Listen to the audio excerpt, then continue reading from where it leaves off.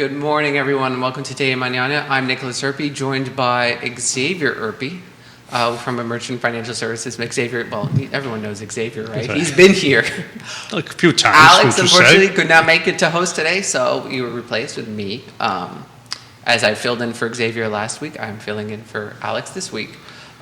Special thank you to... Well, you forgot to say. Wait. We forgot to say the most important thing. Which was what? Because we'd be remiss if we don't say that. Café con leche. Didn't I say that before? No, yeah, but that was before. I mean, some people may have not been listening by then. I'm a little more... It's a beautiful day. I'm it's more a relaxed spring day. than Alex. If somebody doesn't drink coffee, they can have whatever they want. I whether know, it's but Vitae there's spirits nothing like or that café con leche. just whatever makes them happy in the morning. Because a lot of nurses are getting off night shift right now. And they're heading to the margarita bars at whatever place is open. But we are thankful to Aqua CVille Hand Car Wash and Castle Hill Cider, Series Craddock Insurance, the Gym CVille, GBS Financial Services, Vitae Spirits, and Emergent Financial Services for being our partners for Today Mañana. Absolutely, yeah. And we also have FABA, the premier. Oh, the premier network, Latino network. Exactly. Which is important, right? Yes. It's important. No, I know started by Olga we're Morse. looking to have some events there also soon, so that's great. But anyway, we have a full house today, right? Yeah. We have great guests. One of our first guests who's going to be on first is Ewa Harr, right? Ewa Harr. Was Is it that? Ewa Harr correctly? Yes, Yeah, okay. Ewa? Oh, I the got that Crozet right. Arts and Crafts Festival. I thought you said, okay, yeah. No, Ewa Harr. Yeah, you got it. Thank you, Ewa. And I think, are we ready to jump into our first guest? No, why not? Why not? She's from the Crozet Arts and Crafts Festival, and I guess this happens, if I'm not mistaken, this happens every year. Is that correct? It happens twice a year. Twice a year. It's even better. Yeah. All right. So every tell us May a little bit. and every October. Okay. So tell us how you came to be involved with the Crozet Arts and Crafts Festival. Well, the previous director left for a different position, I guess almost 3 years ago, and that's when I took over, right before COVID. Very exciting. So that first year, we had to do a virtual festival. We had to cancel the live festival for the first time in 40 years. I mean, the Crozet Arts and Crafts Festival has been going on a long time. So this year we're celebrating our 42nd anniversary. And yes, our festival is Mother's Day weekend and Columbus Day weekend. Oh, wow. Oh, terrific. Wow. Well, that's a great time to do it, too. I mean, everybody can go out there and look to see what they want to buy their wives and their mothers and their mothers. So it's a great time. So tell us a little bit about what's going to, what to expect in this festival, and obviously both from a woman's perspective and from a man's perspective, because a lot of times the husband has to go along and he's looking around and he's saying, what can I do? Oh, well, we've got something for everyone. I figured as much. Worry not. We have over 120 fine artists and artisans that come, and their mediums range from metalsmithing to jewelry to painting to leatherwork. I mean, we have a whole spectrum of really incredible things to look at, to buy. We've got live music, we've got some great bands coming, we've got local food trucks, Virginia wine, beer, and cider, we've got an awesome kids area. So there really is, something for the whole family. And for our May event, we have some special things happening just for Mother's Day as well. Ah, terrific. I like the idea of having a little food, a little wine, a little beer. Yeah, that's great. That helps us enormously. There you go. Oh, no, I thought you had something to say. No. I have a lot to say, but I figured I'll let you come in too, So where does it take place normally? Sure. So it takes place in Crozet Park. Right. In Crozet. Actually, both of the festivals and the Crozet Winter Brews Fest, which is also kind of a part of our park festival, support the park, which is a nonprofit and a community-owned park. Oh, wow. That's cool. That's terrific. That's terrific. It's great. It's always when it comes together. So tell me a little bit about some of the vendors, how they can, do they approach you? Do you approach them? Are they vendors that have been with you for years? I mean, how does that work? A little of all of that. Since the festival has been going on so long, we always have a wait list for both events. We have I would say we have quite a few vendors that have been coming for years, a handful that have been coming for almost the full 40. Which is amazing, yeah. And then we have a lot of new folks apply every year too, and try to balance, both the categories of mediums and the new and old artists, so that it's never the same experience. There's always something new and exciting, and there's always a lot to see. So is there a limit? In other words, so let's say you had 200 jewelers that wanted to participate. Mm-hmm. Is that a challenge for you? Is there a limit saying we can only have 40 or 10 or whatever that may be? There is. We usually space-wise, Yeah. So we stay between 120 and 125 vendors. Okay. And then we also have a few sponsors and some nonprofits and community partners that come as well. Okay. Now, did you have something? No, go on. Okay. I just curiosity. So what happens if it's the weather is somewhat inclement? It's rain or shine. Oh, it's rain or shine. Okay. It's rain or shine. Yep. So I guess there's coverings for the vendors. Well, the vendors booths? have their own tents. Okay. In the past, we used to have this big tent that had the majority of our vendors underneath it. We did away with that after COVID, or during kind of COVID, as we eased back into the festival last year, and kind of spread everybody out. And the feedback was that it worked so much better that way. People really liked being able to wander and have more space between the booths and be able to focus on what the artist in each individual booth is selling. So we're staying that way. So we're still kind of socially distanced and out in the field, but every vendor has their own tent. And we are just, keeping our fingers crossed for a beautiful sunny weekend like we had last year. Absolutely. Absolutely. Oh, that's great. How long is it going to last, the Arts and Crafts Festival? It's 2 days. Oh, is it 2 days? Yep, Okay. it's 2 days. It's Saturday and Sunday, so May awesome. 7th and 8th. And what time does it start? 10 a.m. Both 10 a.m. days. Okay. Okay. And it runs till? 5:30 on Saturday, 5 o'clock on Sunday. Okay, so there's enough time there for everybody to go. Oh, it's a whole day. Yeah, absolutely. awesome. Yeah. Well, there's so much to see. You can come both days. When did the musicians start playing? I'm always curious about when. At 10. The whole time. Mm-hmm. Oh, awesome. Yeah. Usually, because I've always heard a lot of guys, they start at 12 and then you just go with the music forward, but that's interesting. No, so we're really excited. We've got, Tara Mills Band coming this time, and we have Otravez and the Judy Chops. Wow. So it's going to be a really fun festival. Otravez it will be, yeah. It will be. Otravez sounds Hispanic. Otra vez. Yeah, they're great. So is that the name of it? Otra vez? Mm-hmm. Oh, okay. All right. Oh, so I guess, yeah. What kind of music do they play? Just out of curiosity. Miles Pierce, who I think plays solo, is part of it. Yeah. If you know him, it's kind of like flamenco and. Flamenco. Yeah, it's good stuff. Yeah, no, absolutely. Look them up if you haven't. Yeah, I will. Here we go. Yeah. You know what I was going to say?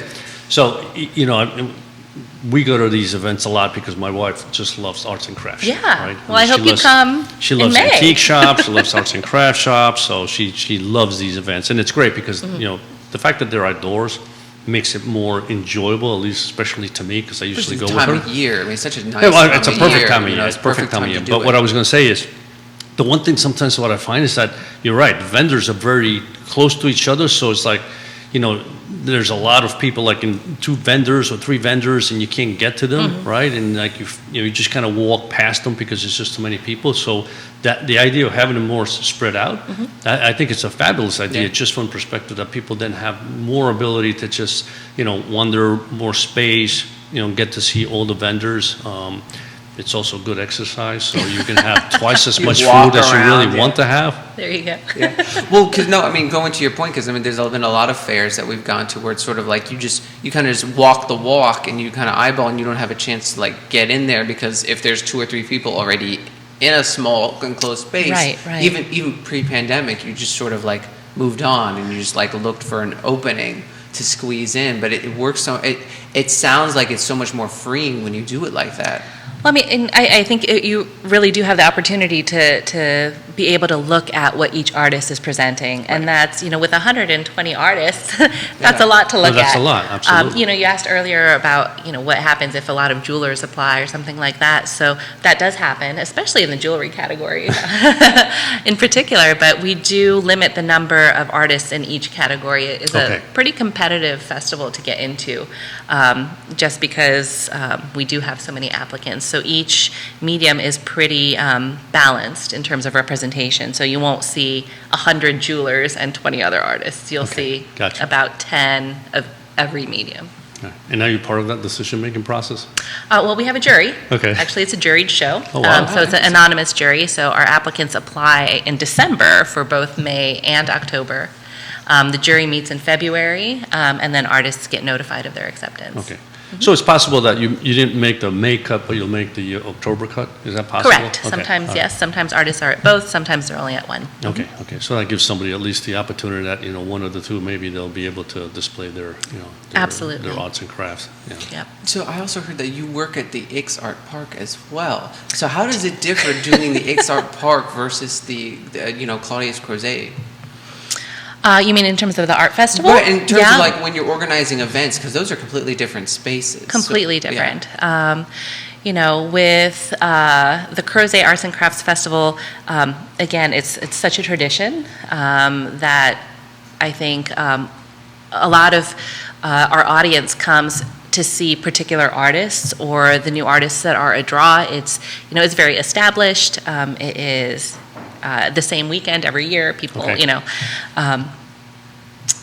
it's out there. With Ix, it's all kind of new, and it's just being built. And with it being Ix, having an art festival there, it can be a lot more funky and crazy and immersive, and incorporate kind of a different level and a different experience of art. So they're both amazing, but they're very different. Now, are you an artist yourself? Do you always? A long time ago, I was an art minor, but it's But you've kept up with it in the sense of like this is. I guess it must be a passion in some sense to love art. Absolutely. Yeah. Absolutely love art. Yeah. Yeah. I was like, I took a course in art. I wish I could have gone deeper, but I was like, I always loved art too. Which is part of the enjoyable part of going to these arts and crafts festivals. Each one is unique. Absolutely. Each vendor, right? And there's a reason that they're going in for it. So now, do you find that the vendors are different also in Ix Art Park versus the Crozet Arts and Crafts Festival? I would say so. I would say there's maybe like 20 or 25% crossover. Okay. But a lot of them are very unique to each event. And for the Crozet Arts and Crafts Festival, like they're mostly local, or do they have to be local? They do not have to be local. Interesting. I would say a good majority of them are from Virginia, but then we have artists from all over the country. Oh wow, that's fascinating. Yep. I'm curious, do you find that you get a lot of people that aren't necessarily from Charlesville, Crozet, this whole Albemarle area, coming to the show? Absolutely. I think we get a lot of people from the D.C. area, from Richmond, Harrisonburg, Roanoke. It definitely is, a regional more so than a very local event. Yeah. I mean, the fact that it's been around for 40 years, 42 now. Yeah. Also the fact that it's always on the same day, which is Mother's Day. I think it's great because then you already know this is, I'm going to make sure that on this particular day, Mother's Day weekend, on this particular day, if I want to go, I have to make sure that I plan it. And I think that's great. But if it's been around for that long, I suspect that the amount of people that are coming the breadth of that is much wider. Yeah. It's just an amazing track record, 40 years. Yeah, wow. This is a long time. That's pretty good. How do you manage, do you have to organize which vendor is next to which vendor? And I do. So what goes into that decision-making process? That is such a fun puzzle. Well, the first thing that goes into it is, any specific vendor requests. Some people say, I need to, I have really heavy stuff. Can you put me close to load-in? Or some people say, oh, I want to be next to my wife, who's also an artist. Or I don't want to be next to this person. Or they would like a pavilion spot, which is very limited. So, so there's all of these requests. And then, of course, we don't want to put a jewelry maker next to another jewelry maker, right? We want to spread everybody out that people can again not be seeing everything side by side, but rather as kind of a more holistic festival. It's fluid, So it is every festival. It is this puzzle I have to put together of how to make sure that I can meet 90% of the requests and also have the layout be as wonderful as possible for the customer experience. Do you ever get people that like want to be next to the food? Because I always assume that the food always has traffic. Attracts people. I'm just No, curious. people don't want to be next to the food because of the food smells. Oh, interesting. You know, or people don't want to be next to the music because it's loud. It's loud, Oh, yeah. You know, That's so true. yeah, it's interesting. But I would always imagine like you'd be like, yeah, put me next to the burrito guy because everyone's going to come for a burrito. But Yeah. it's interesting that it would be like that. Well, we actually have a little food court and an eating area. Oh, interesting. Yeah, So the food we vendors are going to be spread it out a little separate bit. They from are. the artists. Mhm. Oh, okay. They're not. It's not very far because it's not a huge park. Right. But we do. We have a separate children's area, an eating area, our food court, and then the artist area and stage. Awesome. And I'm curious, actually, on that, with regard to the food, is that also a challenge in the sense that there are a lot of food trucks that want to be part of that? For this one? Yeah, Oh, I yeah. would think so, right? And how many? Yeah. I mean, how many are permitted, and how does that work? Well, we try to offer a variety of choices, of right, course. for our customers.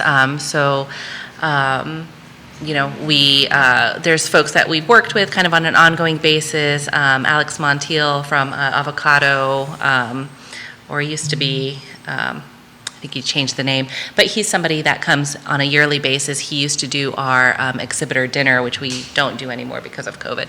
Right. But so we definitely have a few regulars, and then we kind of change up the menu, Sure, I guess, so to absolutely, say, for each yeah, event. yeah. But I think we usually have about 6 Okay. food trucks. Okay, Oh, wow. Yep. that's pretty good. Yeah, Well, we I mean, get that's about 5,000 to 6,000 people over a weekend, so Wow. it's That's a lot.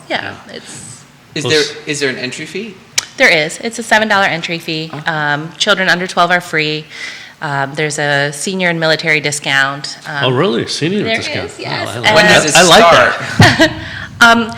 Around 65. Well, we're not going to argue I was with like, you. you blew past that years ago.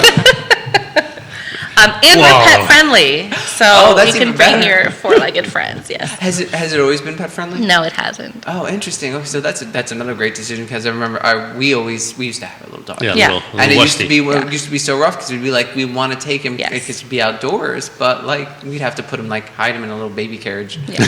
Well, I'm a dog lover. I can't. Right. I can't. I couldn't have it be Yeah. not pet friendly.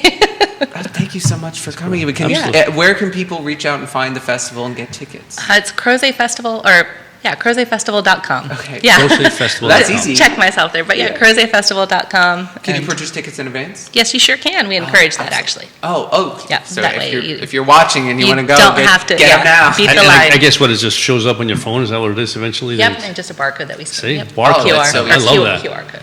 I'm Yeah. so good with that. Yeah, Yeah. you're so good with the terminology. Well, it's become a lot easier, you know? Absolutely. I mean, No, it is, yeah. COVID kind of forced us into that, but it actually streamlined the whole entry process, so Cool. we're staying That's with it. fantastic. It's so yeah. interesting how all these businesses, because of COVID, had to convert to newer technology to Yeah. adapt to the circumstances, and then realize that this technology was more efficient it's anyway. great. So there's some situations where it actually was like, wow, it turns out that there were some helpful things because it gave sort of like a breathing period to some businesses to adapt. Definitely the silver lining, you know? Yes, Yeah, you have. after yeah. that whole situation. Always looking for the silver lining. Well, thank you so much for Well, coming. thanks so on. much, Yeah, Emma. thank you I so much for having me. I really coming, appreciate and, CrozetFestival.com. Yeah, exactly. All Get right. your tickets now. Get your tickets. Absolutely. Coming Yeah. out on Mother's Day. I guess I know what I'm doing Mother's Day. Yeah. There you are. That's my gift. Fantastic. Thank you so much I'll for get you coming. guys some tickets. Thank Thank you. Emma. Have a great day. Well, that's good. I mean, Well, you know, even look in advance, like ordering tickets in advance is always so helpful because like you always worry like you're gonna have to show up, you're gonna have to like go somewhere and purchase. well, your most like- people, most people today don't carry cash, so Yeah. it's $7. So then you gotta take out your credit card, you gotta process the credit card. It's so much faster, so much easier. Yeah. You just go online, get your tickets. It's on your phone, and then you just show up, and then you walk around and look at all the vendors and have some I just love it. some good beer and food and Well, hope, it's and I hope interesting your loved 'cause one doesn't I buy was too about much. to say we were talking about art, and I just like every once in a while, like especially after I took my art history class, just that one class in college, I'll look at someone and be like, that reminds me of X, Y, and Z, and then you'll just like go talk to the artist and like, were you influenced by any chance by Rothko? And they'll be like, yes. I'll be like, oh, I knew it. And because it's so great, because like that's Absolutely. what happens. Like you get little blips of inspiration, and it changes the way you see things. And then all of a sudden, you take your own spin on it, and you're like, "Wow, this is totally," and it looks totally different. Well, from speaking from one artist to another, right? Yes. This is kind of a to look like Atlas, right? I mean, that's the whole goal. We have here Amanda and Justin. I like to use first names. The Michelangelo of the real life body. Is that what it is, right? Yeah. That's the clothes. Well, welcome back from the gym. Welcome back. Thank you for having us. Great to have you back. Thank you for having us. Good to be back. This is Amanda and Justin, in case you missed us introduce them. Amanda is the manager, and Justin is the head trainer of the gym, CVille. So you can tell Justin does a couple of push-ups a day, would you say? Every once in a while. Every once in a while.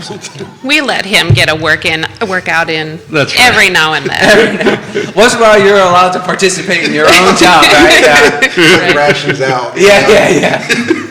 You know, it's so funny. So yesterday, out of the blue, I get this. I usually get these emails from, I guess, some statistician website. Right? Like, I can't remember the name of the website. Maybe I get it every day. Don't you have it is that what it is here? Yeah.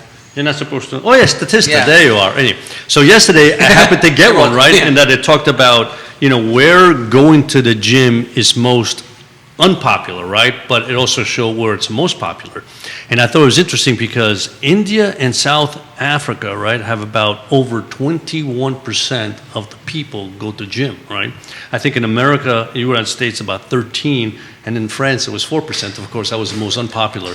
So it's interesting because I was trying to figure out, is there something about India, South Africa that people say, I want to go to a gym. Is there something more than just going to the gym? And I know that last time you spoke about that because I thought it was very interesting the way you talked about, working out because, historically, I think of working out is you go to the sweaty place and you're lifting weights and you're, trying to run on a treadmill or doing the crunches and, everybody there is sweaty. They don't know what they're doing.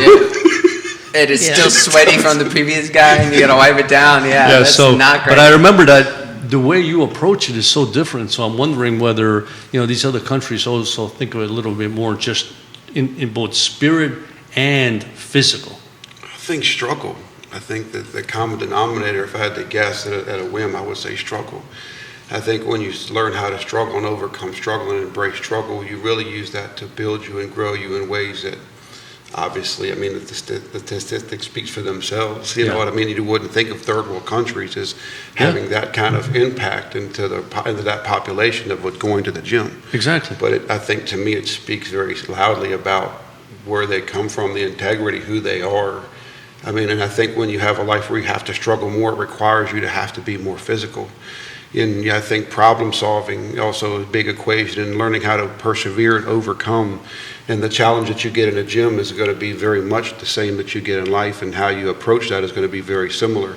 And I think the gym gives you a place to refine struggle and to be able to make it an outward expression of happiness and peace and all the conflict that might be going on, but that doesn't really affect. I think it allows you to just, I think it's much deeper for those folks as well. I think more than just the physical attributes of strength training. No, that's beautifully put insight. Because, it's, when they provide these statistics, they don't give you any more information, so you just scratch your head saying, "Why is that?" But that never occurred to me, right? Yeah. But it's very true, And I guess the other thing too is, as you struggle, sometimes you need an outlet, And maybe this is an outlet that again allows them to, I guess, work both on their appearance physically, right, and mentally, because it is a challenge, and I suspect that in most cases, working out is not like a stroll in the park. Physically you're putting yourself in a position where you have to struggle, and as you said, maybe that part of it is the experience that you need. Right. Yeah. And I think we all need that. I think as we lose that, we kind of cheat ourselves as we get older and we start to become more wise. Because now after you get all this wisdom and knowledge about life, how do you walk it out? Are you crippled and sitting in a wheelchair and taking medications and things of that nature? Or you're able to go out and actually see and do and experience and share and impact others through your struggle and how you've gotten to where you are now. And if you look at across the board, a lot of people that have a very big impact on people, it's coaches and that sort of stuff at the high school level, at the college level, at all levels. If you look at how much impact a coach has, and I just don't think that's something that I think we kind of still take very lightly. As a But you guys don't, right? You guys don't. I mean, that's your forte, right? I mean, that's what you bring to the table. Exactly. I think, that's definitely one thing that kind of makes us, I feel like, unique. I think all gyms in their same manner kind of have that same sort of calling or that same underlying current. And now how they present it and what they do in the gym, I think, looks very, very different. But I would like to think that's why gyms do that, not just about money. And we know, it is about money as well, but for what we do at the gym, it's much more than just about money. Right. It's about having a positive impact or leaving a legacy. But it's also built on the backs of one another. I show up because you show up, because you show up, because you show up. There's days I don't want to either, but when I do and everybody else shows up, it changes my whole outlook. And so it's when you can find a place that you can go and get nourished and work on being disciplined and then not only that, you get the benefit, but not just you, but everybody that you're involved with gets the benefit. You become a better listener, a better leader, you become a better understander. There's so many positive, good things that allows you to be able to, as you grow, and now you've got this experience in life and so on and so forth, now you can use the gym to kind of walk that out and how to change and be the man or woman or whatever you're really called and led to be. You know what I mean? And you don't let the emotional stuff kind of run your life anymore. Because if you do in the gym, emotional goes out the window real quick. And so, but once you learn that that's okay and that struggle is good, and you have trust in what you're doing and confidence in your trainers and your coaches, all of a sudden it's like, I don't know, I like to think we're worth our weight in gold. Absolutely. Maybe South Africa and India understand that the struggle is not at the gym. The struggle is outside of the gym. Absolutely. And I definitely think that's the case when you walk into our gym. It's not a struggle anymore. Justin and our new trainer, Jean, have a tremendous way of making it all seem so simple. Oh, I just need to do this. Suddenly you feel more comfortable and at ease at what you're doing and what you were fighting for so long, and then understand what you should have understand before, which was that this is so easy. Yeah. Well, I wish I had recognized that a long time ago. Yeah. Well, certainly, Justin has that. He portrays that a little bit. It's, a lot of times you don't think about that. You go to, like I say, go to gym, you go to a trainer, and they're more rah-rah. Come on, you can do a push, and if you need it that day. And of course, someday it might just be. So you're telling me that you do that too, right? Oh, absolutely. We can really do These that. all things to all people. Exactly. Yeah. But I remember the first time you came, you even talked about. The first thing you work on is people's ankles and movement. They got to feet, move well before exactly. Strength trainer. Yeah, if we can't, and at the most basic fundamental level, I think that's something we do very poorly. Yeah. We don't move well. We don't take care of the ankle sprains that we had when we were younger and the knees, and we don't do the proper rehab. And next thing that we know, those are the things that's coming back and causing the back pain or knee pain and all that. And that's just something that we see is so common at the gym. Mm-hmm. And that's why we spend 15 minutes every day, if not longer. And I want them to do their homework. I still gripe about it because I want them to do their homework at home. So when we come to the gym, we can get into more of the meat and the potatoes. But at the same time, if that's where we need to spend our time, that's what we do. Sure. Because if once we can move well, then we can go do everything else well. But if we do that, it's just going to build holes in our foundation, and eventually it's going to come back and bite us. And either it's just going to be a sprain or it's going to be a break and a tear. And so let's try to eliminate as much of that as we're aware of. And that's so we try to integrate and work that sort of stuff in with, whether that's in the beginning of the workout or towards the end of the workout. We try to do both. And then we have active recovery days and where we spend the time where we don't really touch a weight. It's all body weight and band work. And that's the only way to help really strengthen your ligaments and tendons, is time under tension and that sort of stuff. And the band works you and weights kind of work against you. In the sense where you're stronger with a band, your band's going to give you more tension, and where you're weaker, it's going to give you less tension. So it works with the body instead of against the body. And so there's a lot of things like that. That's where most of the issues are, is at the joint level, where that's a lot of ligament and tendon, not as much muscle, right? Yeah. The crossover. And so that's why we focus on the joint and then also ligament and tendon health. We try to touch on all bases because it's not just one dimension in any aspect, way, shape, or form. So as far as movement goes, that's where we start and continue just to It's always constantly, and it's like a book. It's going to be something. If it's not your ankle, it's going to be your hip, or it's going to be your shoulder. It's always something. But that's the thing you learn to embrace. That's life, right? You wake up, you don't know what you're going to get. It's how you respond to it. Well, in the same way you learn to overcome those sort of little things in the gym and overcome those injuries, or so on and so forth. That's the same way we do it. And as you bring light to it and talk about it, work on it, and have dialogue about it, it becomes easier. And all of a sudden, you get to lighten your load, or you move better and become more efficient at movement, and all of a sudden you start to be empowered because I can do these things without pain, and I feel good, and I can run, and I can jump, and I can do these things. Because the world, and a lot of people, and doctors included, and say that of people that have power, well, you can't squat anymore, well, you can't. And that's the farthest thing from the truth. Well, we see movement as medicine. And the more you move, the better you feel. And not just physically, but also mentally, in every single aspect of it. We were created to move. Right. And so when we don't do that, that's when things get really, and we start finding other things to become reliant on, to try to fill a void of happiness that they'll never be able to fill. And I think that's to a degree, whether it's third world countries, when you don't have the resources, you have to embrace the struggle. But what it creates is just strong character men and people, and so on and so forth. That just look at their communities. Their communities in third world countries are much different than from what we have here. Right. I went on one mission trip, and when I went, and I didn't want to come back. I went to different places, and it just was like you go into these communities, and all of a sudden you'd hug and talk and love on these people, and it felt so genuine. And you're like, these people don't even speak my language. They don't even know who I am, but yet there's this sense of like, it feels good. It's right. And here it's hard to find. Here, as soon as you walk out the door, you're being judged in some way, shape, or form, or you need to look a certain way, sound a certain way, carry yourself a certain way, and it's just like and act a certain way in the gym. And for them, and it's not the case. They don't have those same. That's not the stuff that they struggle with. It's very different. See, when Justin starts talking about this stuff, it almost sounds a little poetic, doesn't it? It does. He sucks you in. Having him on the show is like he just sucks you in. Beautiful, it's just life. You have such clarity of expression. We really appreciate that. So but I get that from people, from the experiences that I've had. I'm not very highly educated in any way, shape, or form. I barely made it out of single A high school in Greene County. Well, there's a different way of judging education, because I was going to say, you sound like a very if you look at the big push not too long ago, it was all college. True. Go get this paper, go get this paper, go get this paper. And now what we're seeing, you just got in more debt and this, that, and the other, and truly it's just figuring out, I think we all have these skills, and we all have these abilities, and we all have these insights. It's like, what do you decide? How do you decide to use yours? Exactly. Right. How do you decide to bring value to your community? I mean, we all hear about it, we all post about it, but what do you walk out every single, does it exude what you're saying?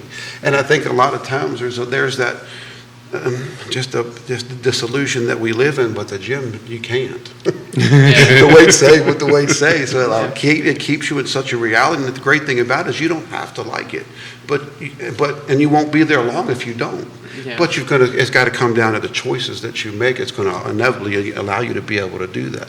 In the same way we make on the physical aspect, it's in the spiritual aspect and all the other aspects that we're created, that we have. It's so much deeper. And once you start to find one way to express that and find that, whether that's dancing or mountain biking or kayaking, whatever that is, it's going to challenge you, and you can find a community that's going to help you grow.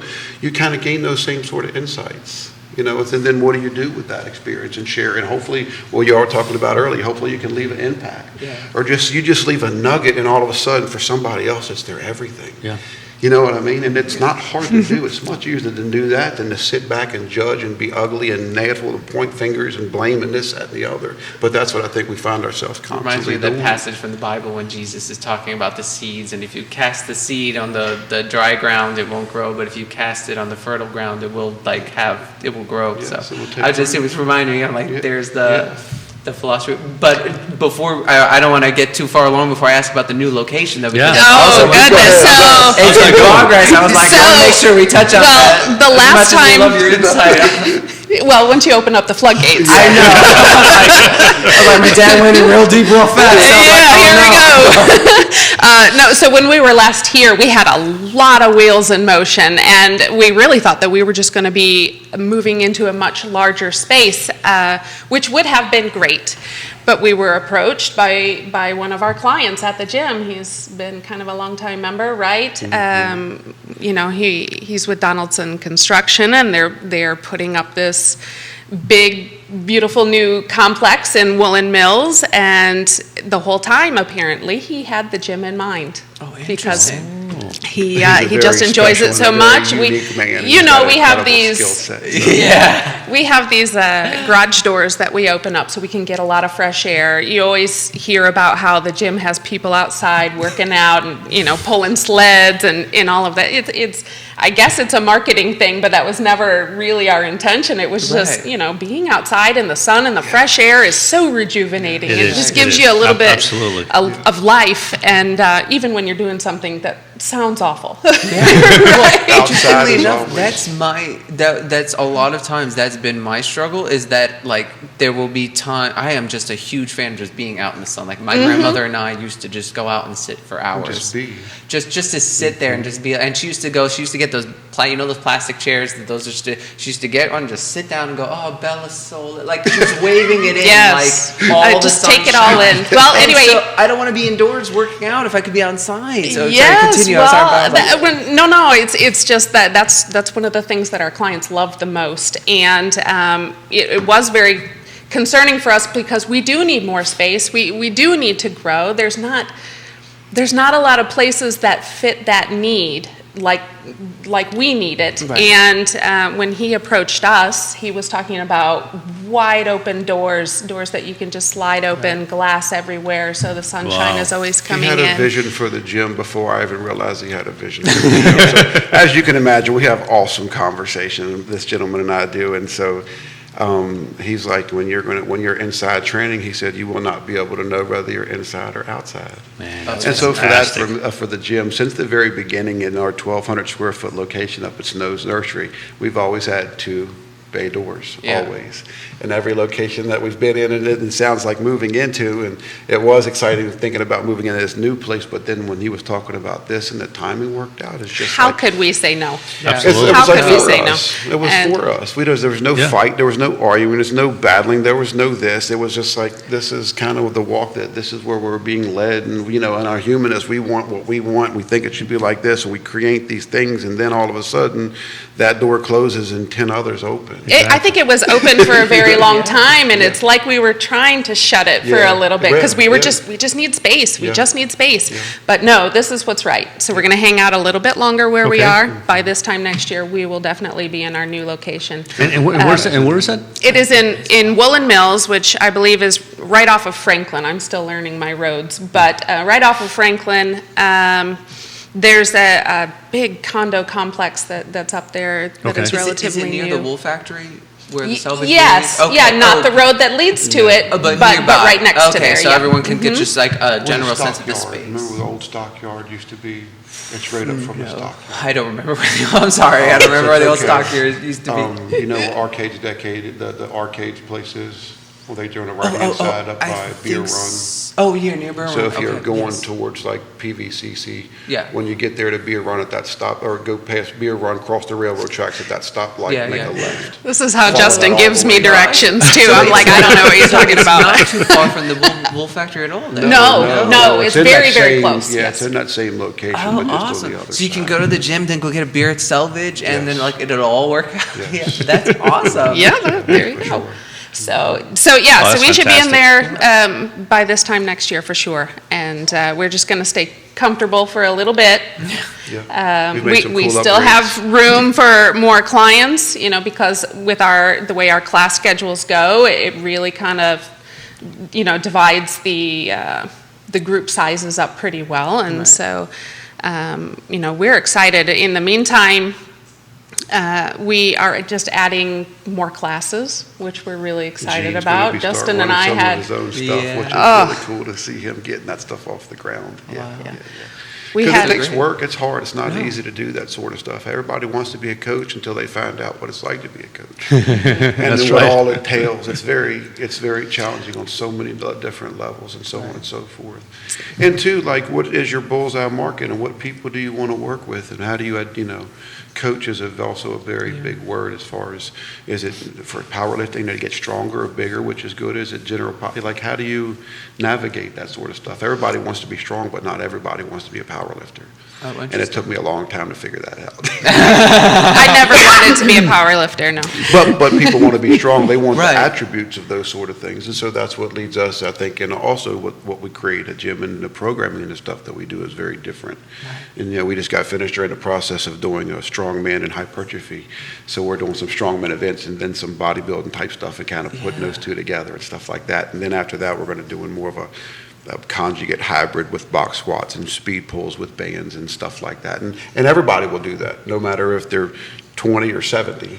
And some will be on a higher box and other different bars and stuff like that. Exactly. But everybody will be doing that sort of stuff. And I think that goes back to kind of the empowering. It doesn't matter what your age is.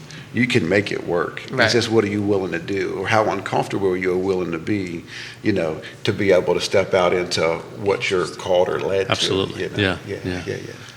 Good stuff. A lot of good stuff. Because of the growth and because we have all these ideas constantly brimming, we brought on a new trainer. His name is Gene. He's not so new anymore. He's been with us over a month now, but he's amazing. He's absolutely amazing, and people love him. So, he comes with a lot of experience. He works very well with Justin too, so he's, really good at putting those workouts into motion. But Gene also has Olympic weightlifting experience, and so we started an Olympic weightlifting class, which we're really excited about. He also has a lot of high school sports performance, agility, footwork, abilities. Kind of yes, so we started a sports performance class, and that one is a little more unique because you don't have to be a member in order to take that. We wanted to have it open to high school kids as well because it's really important to think about how do you take care of yourself and your body when your sport is not in season. Right. If baseball is your thing, what are you doing to take care of yourself in basketball season? And so we wanted to open that up to everybody.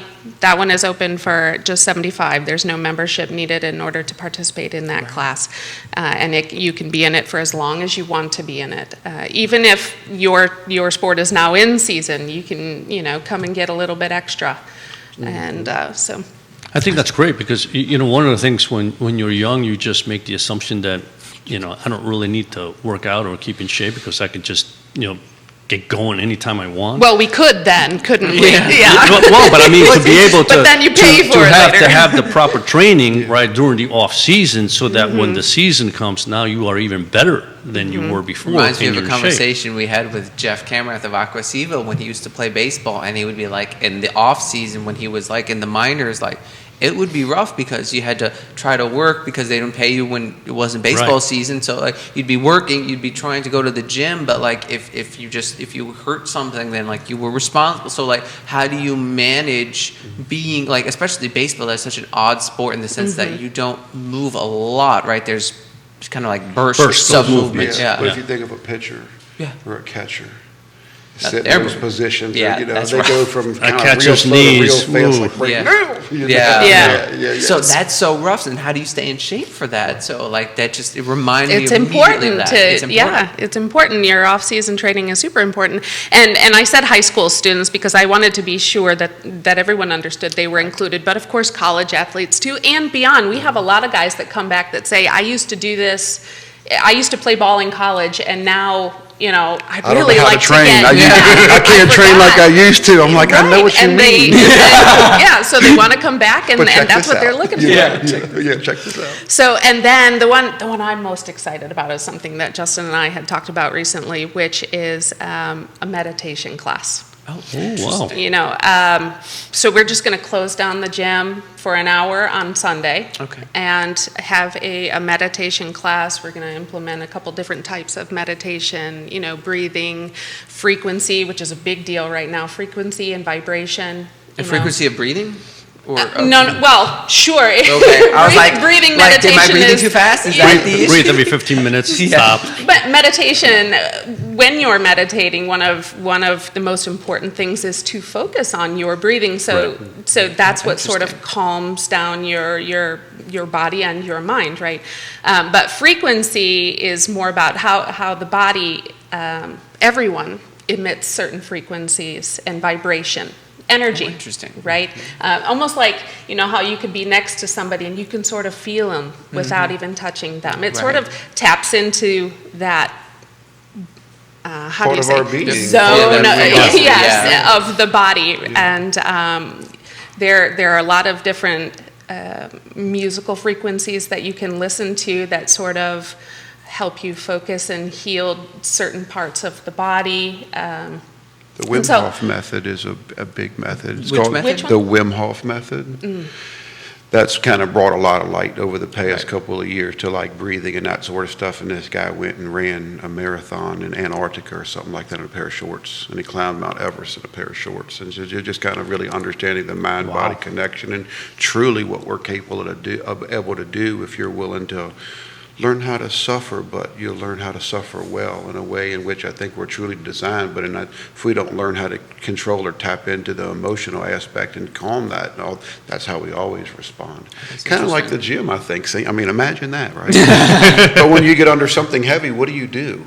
When something hard or challenging happen out there, what do? I feel like the more experience you have in being able to breathe and walk with somebody or walk with people through that, in the gym, it's going to give you tremendous care. You don't get so nervous or scared because you're more confident who you are, what you bring to the table. You understand of the flaws and also in the brokenness, and all of a sudden it's like, for me, that's part of the thing the gym allows you to continue to work on and redefine as you get older.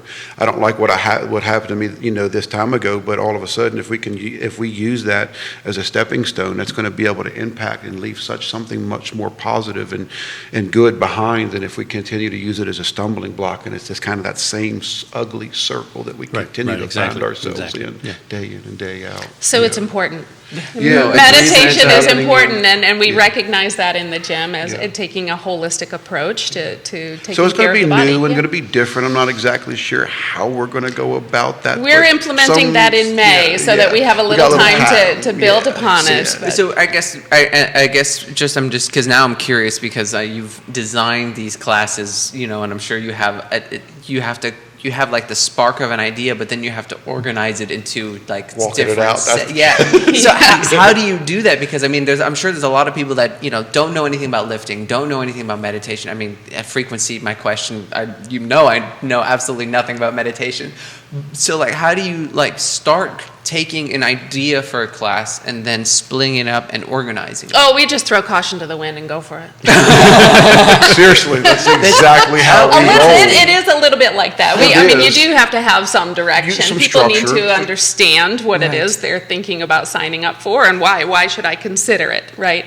But the gym has always been about a holistic approach to taking care of your body, and that I think is what really sets us apart from other gyms. And so, a little bit, you have to find the right guidance, and we know people that have the right things to say, and so we just make sure we make those connections before we implement.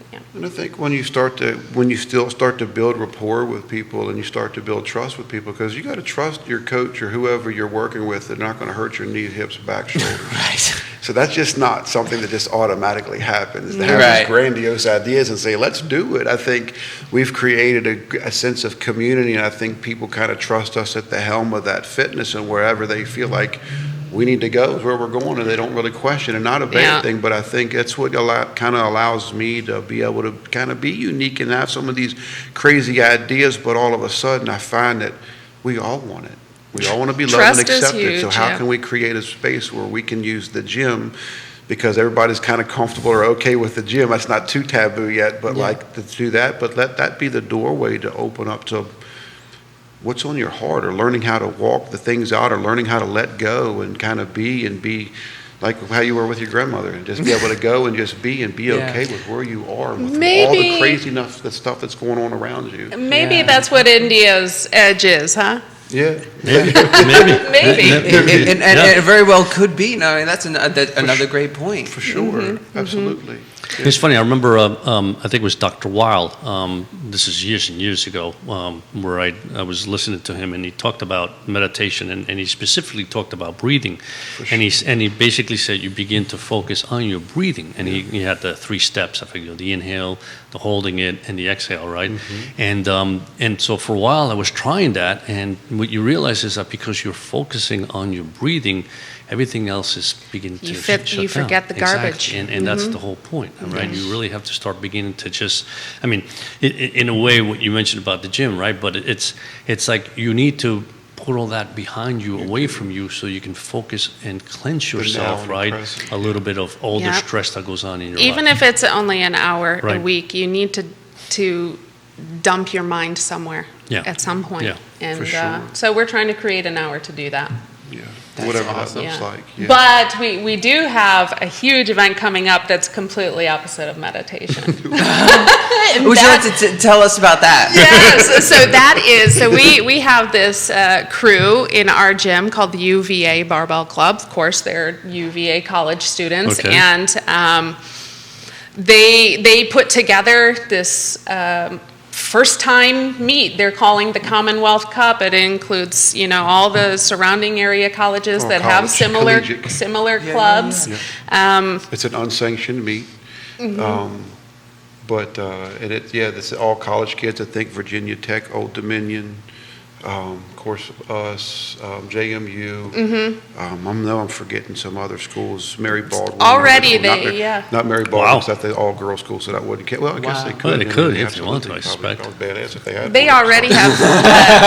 already have 55 competitors in this. So the gym is hosting it, of course. Oh, awesome. And so that's on the 23rd. We would love it if you guys came, No, just to we would check love out to. what The 23rd of April. April. Okay, gotcha. And These what time? guys- Well, let's see. Probably around 9:30, 10. 9:30, 10. Yeah, Okay. I mean they're doing weigh-ins up Weigh-ins will until be in the 9. morning. So Yeah. so anytime after that. But the energy that those events put out. I can These imagine. kids, these young, I shouldn't say kids, but these guys and girls have done such an incredible job of picking up the torch and baton and just running with it. And that's one thing I love about about these folks, because I know when they finish their college and they go on in life, they're going to be rock stars. They're going to do things that really change people's lives for the good. You can see that. And so it's really cool because the Barbell Club has kind of been hit or miss. A couple years ago, we had some really good relationship with some guys that first had started it, and we kind of had this sort of, great friendship and relationship, and that kind of went away a little bit over time, and now it feels like these guys are really excited and understand that it takes a lot of work and to make this work, but these guys don't mind, and girls don't mind work at all. It's been really cool to see them come in just regularly, and like I'll go in on Saturday mornings at 8 o'clock, and sometimes they're in there training before I get there. Wow. And so to see a college person with that kind of motivation, that much just like drive, it's so awesome. Just because, I don't know, you don't get to see, at least I don't really feel like we get to see that as much anymore, and seeing these young people pick this up and knowing just what it does to who they are as a person. So much more than it's great watching them lift and do what they do, but just knowing what it's shaping them into later down the road is going to be really cool to see what that's going to impact, that's going to leave. Yeah, that's really, really cool, yeah. So make sure, I just, for all our audience to know, I did share the photo of the construction site going up on today, Mañana, so when you Excellent. finish with the interview, go check it out, Very and cool. we will share all the information for the April 23rd April 23rd. event. Yeah. Great, thank you. That looks great. Awesome. Yeah. Now, before we let you go, how can we reach it? How can any of our audience members get in touch with you, reach out, So find you? the best place to get to us is through our website, thegymcville.com. You can email us through there. You can sign up for a gym membership through there with all of the discounts that we offer right now as the spring savings 10%. They can manage their account that already exists on there as well. So if they need to make some adjustments to it, truthfully, they don't ever even have to contact me. But if you have questions, you can. Yeah. Which, and then they can give us a call too. Everything's listed on the website. Okay. Oh, awesome. Instagram, Facebook, all of it. Yeah. And All too, of the if above. anybody, other small businesses or people out there that feel like they have some ideas or thoughts or kind of are navigating those waters as well and feel like they're piggybacking together or kind of we're seeing brainstorming and what we couldn't bring together, we're always open for that. So in conversation or, We like to help everybody. Yeah, I mean, just whatever, how can we use the platform that we have to build and create a community that we're all happy and proud of and all get to invest in some way, shape, or form. Yeah. That's awesome. That is fantastic, Yeah. fantastic. You guys are doing a great job, and Thank I'm looking forward to your new space for next year. Yeah. We You're are excited, and I mean that looks like it's going to be an Beautiful, awesome yeah. place. It's gonna be good. Yeah, Thank you again so much for coming. Thank you. Thank Thanks you, for Justin, having Amanda. us. Have you. Yeah. Been a lot of fun as usual. Thank you, It's always fun. and a learning experience. I noticed that when Justin was talking about wisdom, he looked at me. I was so happy about that. Yeah. I don't know why. I don't know why either, but still, I felt good, and that's the whole point. It makes you feel good. It's kind of funny because like when we go after, the first thing that popped into my mind when we were talking, like even just about class, was phronesis, which is this Greek concept that Aristotle had of having the ability to know what to do given a certain situation. That was like his, and that was the major philosophy for his ethics. But it was just, I just loved. And the funny thing is, as I've gotten older, because I read this book like when I was 15. So it has stuck with me for It did. for a very long time, 13 years I think at this point. So one of the things that is, you can always tell when someone's got it, right? You meet someone and they've got, even if it's just for their profession, you can tell when someone has that very particular ability, And I always try to use the Greek word because it translates to prudence now, but I don't think prudence carries the same mentality that Aristotle intended. So I thought it was great. And what's that word again? Phronesis. Phronesis. Phronesis, I think. Okay. I You might have to have an spell it, I extra just E wondered. in there. Well, finding people that are passionate about what they do is so awesome and so empowering, especially if that's their skill set or that's what they were designed to do, that only they could do. Yeah. And like when they find their voice and learn how to use that, it's like they can impact the world in only which they can. That's what's so absolutely incredible about that, It's beautiful. Yeah. Yeah. I mean, Well, the thing about people in Africa goes back to that again. Yeah. Like, I don't know. I think that's pretty awesome statistics, and it stands everything we know on its head. Absolutely. Yeah. Exactly. We're the most That's technology advanced. We're this. We're that. Exactly. We're educated. Yeah. Like, what is okay? Well, like that's good, but Yeah. what do we do with that? Well, That's good. I also have my theories. I think. I was going to say for France, if you have a 4-hour lunch, you don't have time to go up to the gym. You got a 4-hour lunch, you got a 4-hour breakfast, you got a 4-hour dinner. You're set for the day. I don't know if anyone's working out. If it's like you got a 6-course meal every day, I'm gonna hard pass on this working out. Yeah.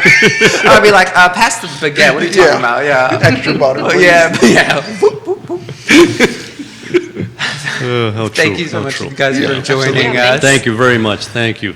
Now, Oh. I know you had some thoughts about, and Thoughts? you didn't tell me what we were going to talk about Not for our thoughts, I last mean, no, financial. Well, I mean, I know the other day, I think it was, It was on Tuesday with Jerry Alex and Alex were chatting about inflation and I guess the events that are going on, who are the winners, who are the losers, and I don't really look at life as to who's winning and who's losing, right? Not certainly because you can make a list of, listen, all these folks are winning because of what's going on in the world and inflation and the markets and interest rates going up or down or whatever it may be, and make a list of those that are losing. The only thing that I say is that, we are in a time right now. I mean, let's be honest. A PPI yesterday was 11.2%. What does that mean? That's the producer price index, as Alex, he's so eloquent explaining how that works, but that's what producers pay, right? And so little by little, that has to filter down. So that's going to filter down into the consumer price index, which means that the consumers are going to have to pay for this. Right. So it's the highest ever, 11.2%, which means that there's a very good expectation that the inflation number or the consumer price index next time around is going to be higher than it was even this time, right? And so you sit there and go, well, who's benefiting from all of this? And really, when you think about it, there's only one institution that benefits from this type of inflation. It's government. Right. And the reason I say that, and there's nothing against it, the reason I say this is because when you think about what inflation does, and let me take a step back. If you always remember, the Fed has always said, we like to target 2% inflation. And I always say, why? Why do we target 2% inflation? Why don't we target 0% inflation? There's no reason to target inflation at all. Why should we want inflation, period, right?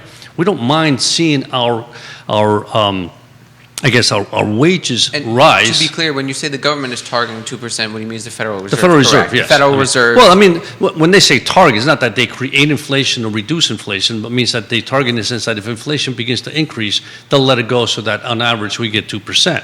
But we all know that there's no way for them really to stop inflation when it gets going, and we're seeing it right now, right? I mean, and they've also never clarified does that mean, are they using an average based off the last, 5 years? 30 years, 5 months, 2 weeks? There's no clarification what the average is because they have never ever hit a 2%. Like their target has been 2% for a long time, as far as I remember. Even just when you've been working for this a long time. Even when Alex and I started working, there was, I believe it was Janet Yellen. She was still she was still trying to target 2% inflation, and they never ever hit it.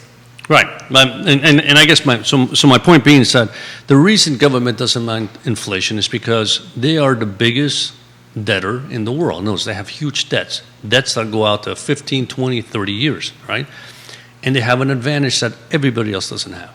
That is that they can literally create income out of taxes, right? So they have the ability to print.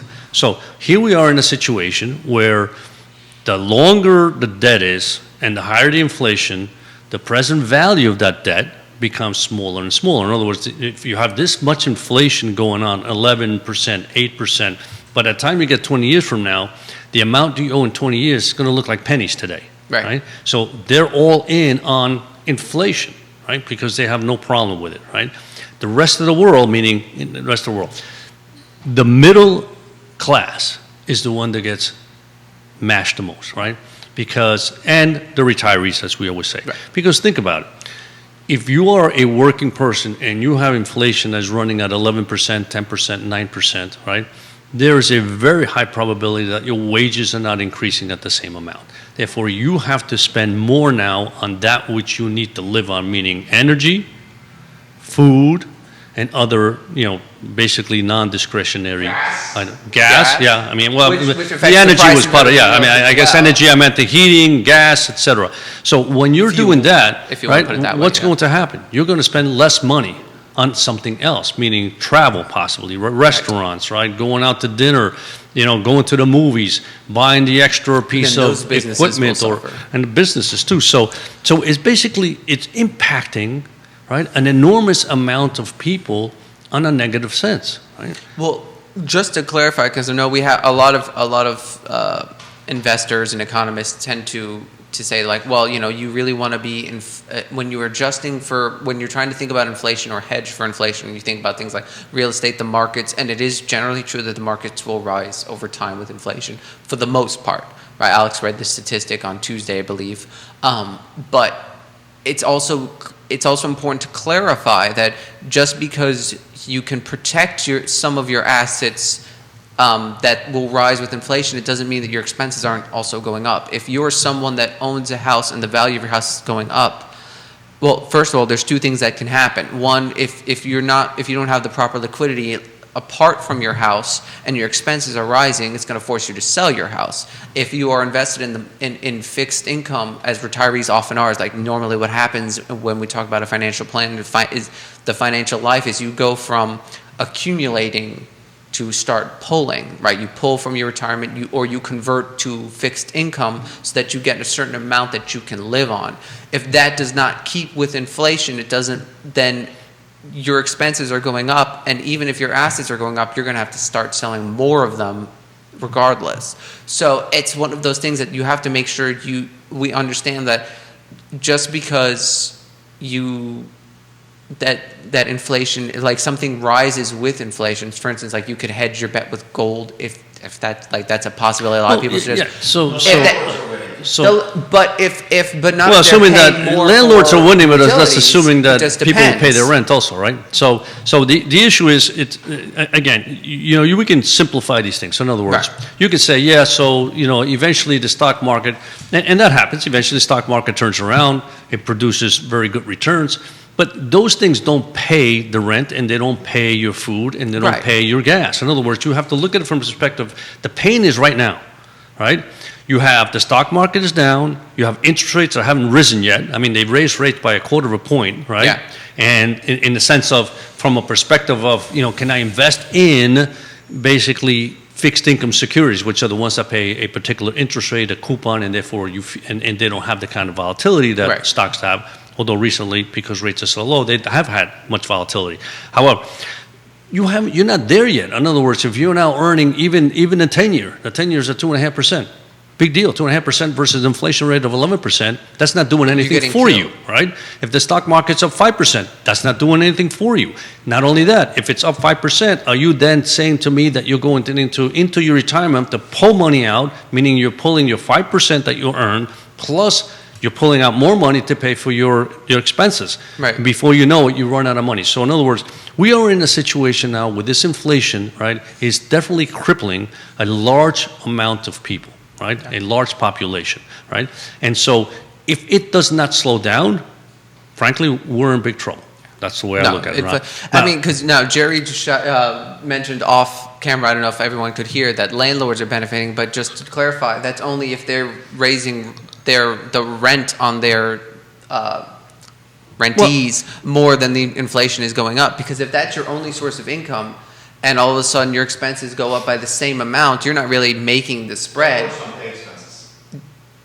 Well, no. What about their personal living expenses? This is past the tenants. All the expenses are past the tenants. No. What I'm saying is, let's say you make money as a landlord. You make $10,000. Let's say you just we'll even out the idea. You make $10,000 a year, and that's your income, and your expenses just went up by $10,000 a year. Now, you're still equalized. If that's your income, if that's what you're making as a business, right? A personal income, and you don't agree? No. Okay. Well, listen, I guess the whole point is that there's the function of liquidity, and that's my issue. In other words, the liquidity part of the equation is very small, right? Because most people don't have the liquidity to keep up with that type of inflation.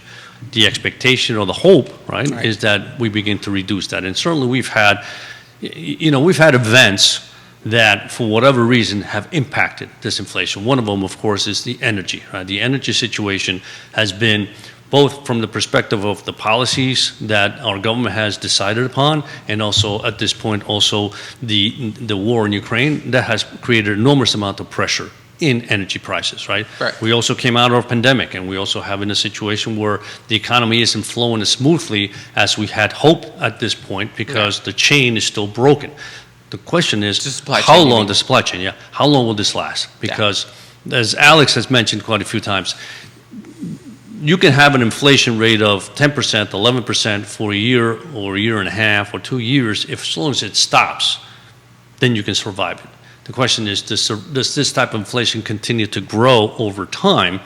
That's where it becomes real problematic. But the point being is that this is very painful, and so how is that pain going to be translated? I mean, I read a lot of articles of people say the economy is doing really well, so they do not expect a recession. I don't know. I don't have a crystal ball. The point is that historically, these type of rise in energy prices have caused recessions. This type of function that the yield curve has been having it does predict recession. This type of inflation predicts recession. Is it going to happen? I don't know the answer to that, but certainly you have to prepare for it, because everything that is going on right now is pointing that way. You can't just brush it off. Exactly. You can't just ignore it. So, again, are there winners and losers? Of course. Yeah. I mean, you mentioned you can invest in gold. Gold hasn't done as great as it used to go. I guess I was talking about a lot of conventional thinking here. I wasn't. Yeah. I'm not and officially obviously, endorsing if you had invested in inflation. oil companies, that would have done very well for you. Yeah. So there are pockets of people that do very well during this scenario, right? But my point is that the pockets are small. I'd rather see the majority of people, right, the majority of the population doing well, right, than small pockets. And this is very painful, And so, hopefully, like I said, hopefully we keep our fingers crossed that this will be we're reaching the peak.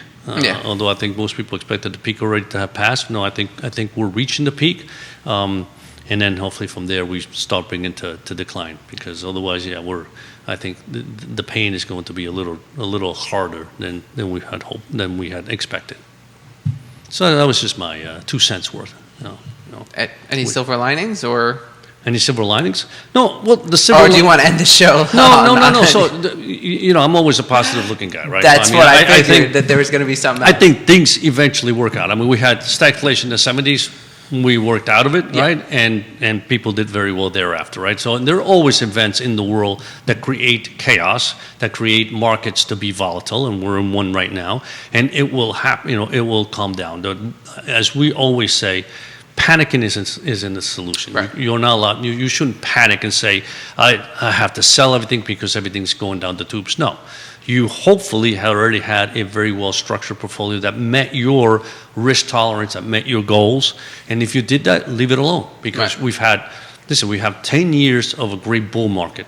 So the expectation is that you did better, most likely, than you would have expected to do. Right. Now you got to ride the wave down a little bit, and that's fine. And then it'll pick up again, because that's the way markets work. You just don't panic, sell, and then, as we always say, if you miss the 5 or 10 best days over a 20-year period, you're in trouble, because some of those days are the ones that really impact returns. Right. So be patient, don't panic, and put your head down, keep working, and it'll work out. Financial Services, and then call Emergent Financial Services. Get your financial plan to get some insight from Xavier, and we'll work it through it. Well, anyway, this has been financial planning. A fun. This has been fun. I mean, you did a great job, I have to admit. That Alex prepared you very well. I was going to say, Alex gave me some questions. So he prepared me. He gave you questions. Yeah, he gave me some. He gave me his normal cheat sheet. Yeah, he gave me the questions too. I can't. Yeah, I know. Because I'm going to go back. He says, well, I gave you the same questions. Yeah, he's going to be like, next time what he's going to do is going to give us 2 different questions. And we're going to be like, did you get this question? But it's been good. It's been a lot of fun. Once again, I mean, we have to thank our viewers. I know we didn't have a chance because I know certainly I can't do 2 things at the same time. So the idea is looking to see how many people are watching and who's watching and questions. So I apologize. If you have questions or comments, we will bring them up next time. We'll cover them in the show, or just pass them on if they were for our guests. We will pass them on so that we can get some questions answered. Yeah. But we're going to have to. But before we go, actually, one of our sponsors, Castle Hill Cider, we were out there. Oh, that's right. This past weekend. This Sunday, the whole Urpí clan went out to go see. To have some brunch. We wanted the brunch, but we also kind of wanted to check out the views because Castle Hill Cider has a beautiful venue. Views out there. It's a beautiful venue, and the views. It's very, to be quite frank with you, it's very relaxing. Very relaxing, and there's stunning views. It's a beautiful place, and I think now in spring, I mean, this is the time to get outdoors and visit all these places. I mean, it's in Castle Hill is a spectacular great. They've got a lot of outdoor seating, indoor seating. The great cider. It was fantastic because we went to try some things that we were dying to try that we haven't had a chance to try, and it's just the port style ciders though. They're delicious. Oh, those are fantastic. Yeah, they are very good. They are very good. And the brunch was delicious. Yeah. So worth going out. So thank you to Castle Hill Cider, of course, for always sponsoring the show, along with our other sponsors, Aqua CVille Hand Car Rush, Series Craddock Insurance, the Jim CVille, who we had on today, GBS Financial Services, Vitae Spirits, and Forward Adelante, the premier Latino business networking. Oh, terrific. You did a great job. Yeah, I was like, I forgot some of the words in the middle, but I threw them all together. No, you did it. We got it through. And Emergent Financial Services. It's great to be here with you, Xavier. Thank you. It's great to be here with you. Thank you to Judah and Jerry. Judah for making us look good, as Alex always says. And thank you for our audience. He had a hard time this week. Yes, without them. I haven't finished yet. Oh. Because now, thank you for our audience, because without you, there would be no Today Mañana. So...